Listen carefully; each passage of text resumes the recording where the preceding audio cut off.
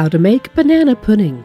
Banana pudding is certainly a Southern favorite. Like most Southern dishes, it is rich, filling, and comforting. A big bowl of banana pudding will always find its way to a Southern buffet table. The short way to banana pudding involves using a boxed pudding mix, and that may be perfectly fine for some. However, if you know how to make banana pudding from scratch, you will be the first to admit that it is not much more difficult to prepare, and also makes a world of difference. Why not give it a try for that weekend brunch you have been planning? Here are the steps. 1. To make a huge bowl of banana pudding, you will need the following: 5 sliced ripe bananas, 1 whole box of Nilla wafers, 2 cups of whole milk, 3 large eggs, 3/4 cup of sugar, 1/3 cup of all-purpose flour, half a teaspoon of vanilla, 2 pinches of cream of tartar, 1 for the custard and 1 for the meringue, and a pinch of salt. 2. Start by layering your Nilla wafers and the banana slices. Take an oven-safe large bowl, a clear glass bowl is best, and lay down alternate layers of wafers and banana slices in it. Make sure to start with the wafers so that they soak up the pudding at the bottom of the bowl. Try to make your last layer decorative for purposes of presentation. Set your bowl aside. 3. Start making the custard. Separate the eggs, setting the egg whites aside to make the meringue layer later.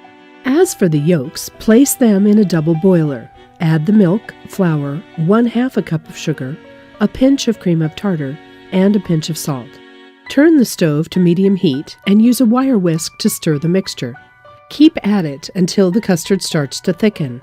Note, you can actually get rid of the double boiler and heat the milk directly on the stove. However, this will increase the chances of burning, meaning you should be more vigilant about continuously stirring the custard and scraping the sides and bottom of the saucepan. 4. After about 15 to 20 minutes of stirring, your custard should have started to thicken. Take it off the heat and add the vanilla extract.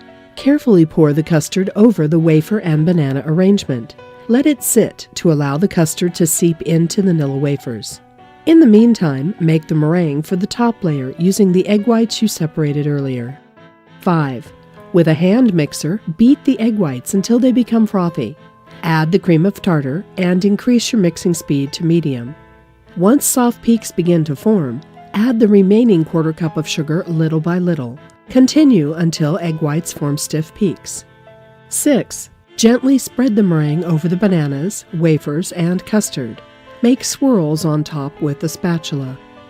7. Bake the bowl in a 350-degree oven for about 15 minutes, just until the meringue browns a bit. Refrigerate the pudding for a few hours before serving, or at least allow it to rest for an hour before serving. This recipe tells you how to make banana pudding as most Southerners would. Of course, a dish as popular as this one is bound to have variations. For instance, one shortcut uses instant banana pudding mix rather than the made-from-scratch custard. In addition, some people would omit the meringue layer, while others would use a topping of Cool Whip instead.